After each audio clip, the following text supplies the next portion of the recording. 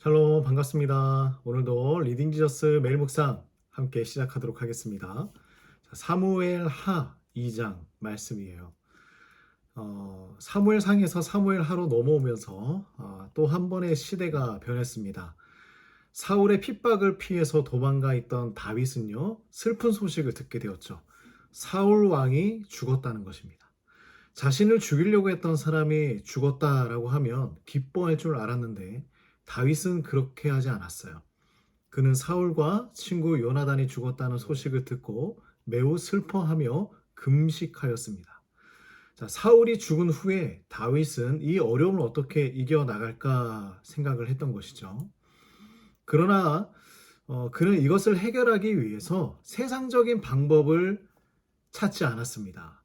어려움이 왔을 때 다윗이 선택한 행동은 무엇이었을까요? 자, 우리 1절 말씀을 같이 보도록 하겠습니다.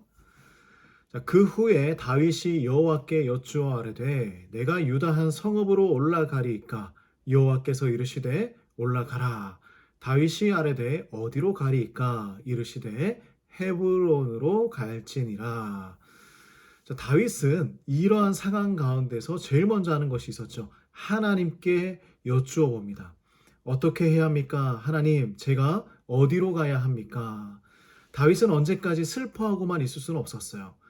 이스라엘은 지금 패전국의 상황이 되었고 왕까지 없었기 때문에 더욱더 혼란 가운데 있었습니다. 그런데 지금 북이스라엘은요, 다윗을 좋아하지 않았어요. 하지만 남쪽 유다 지파는 다윗을 따르던 사람들이었습니다. 다윗은 유다 베들레헴 출신이기도 했고 대부분의 활동을 바로 이 남쪽 지역에서 했기 때문이죠. 근데 다윗은 하나님에게 자신의 고향으로 돌아갈 수 있을까요? 라고 물어보았던 것입니다. 하나님은 이것을 허락하시죠. 자, 다윗은요, 자신의 유익만을 위해서 함부로 행동하지 않았어요. 사울의 추적을 피해서 하나님의 보호하심을 받고 살아오던 다윗은요, 모든 상황이 지금 자신에게 유리한 환경으로 전환이 되었습니다. 하지만 경솔하지 않았어요. 무력으로 북이스라엘을 점령하지 않았습니다. 자신은 이미 오래전에 왕이 될 것이라는 기름 부음을 받은 사람이었지만 머무르고 기다리고 있었습니다. 하나님의 인도하심을 기다리는 것이죠. 바로 이러한 모습이 하나님이 기뻐하시는 그리고 하나님을 흡족해하는 다윗의 모습이 아니었을까 생각해 봅니다. 그래서 다윗은요, 헤브론으로 출발을 합니다. 이곳에서 이 헤브론에서 두 번째 기름 부음을 받게 되는데요. 유다 사람들은 다윗을 자신의 왕으로 삼게 되는 것입니다. 자, 처음 기름 부음을 받았던 시점은 벌써 15년이 지났어요. 우리가 여기에서 할 수 있는 것은 무엇이냐면 기름 부음을 받았다고 해서 바로 왕이 되는 것이 아니었더라. 다윗에게 하나님의 마음에 합당한 그러한 왕이 되기 위해서는요, 그만큼의 시간이 필요했던 것입니다. 그 시간이 흐르고 난 이후에야 점차 유다의 왕, 그 앞으로 7년 뒤에는 또다시 온 이스라엘의 왕, 그 자리에 오르게 되는 것이죠. 그러면 다윗이 유다의 왕이 된 후 이 나라를 다스리는 방법을 한번 살펴봅시다. 다윗에게 시급한 문제는 무엇이었을까요? 바로 민심을 수습하는 거예요. 남쪽 유다는 다윗을 따르는 사람들이었기 때문에 괜찮았어요. 그러나 북이스라엘은 그렇지 않았습니다. 사울도 요나단도 죽었어요. 그리고 사울의 둘째, 셋째 아들도 죽었습니다. 그래서 누가 왕이 될 것인가 그런 고민들도 있었을 거예요. 다윗은 북쪽 지파를 끌어안기 위해서 노력을 시도합니다. 재빨리 사울과 요나단을 위한 애가를 만들어서 부르게 했죠.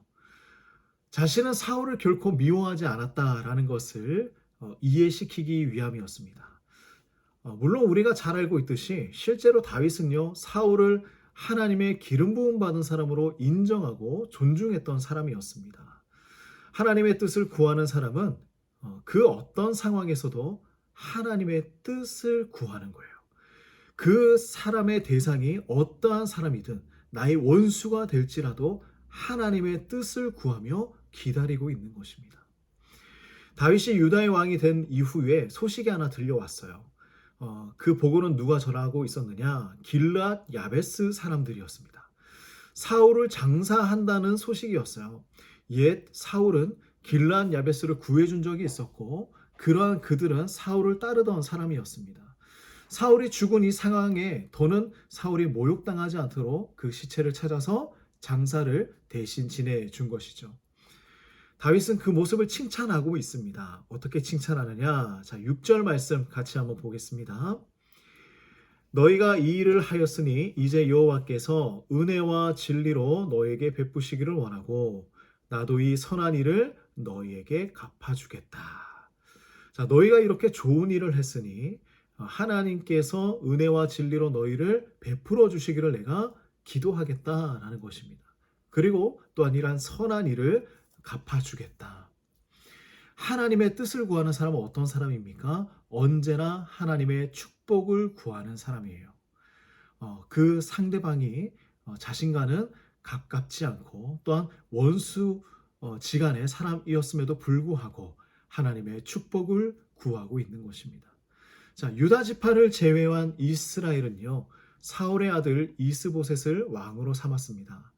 그러나 이 이스보셋이라는 사람은요, 하나님이 정하신 왕이 아니었어요.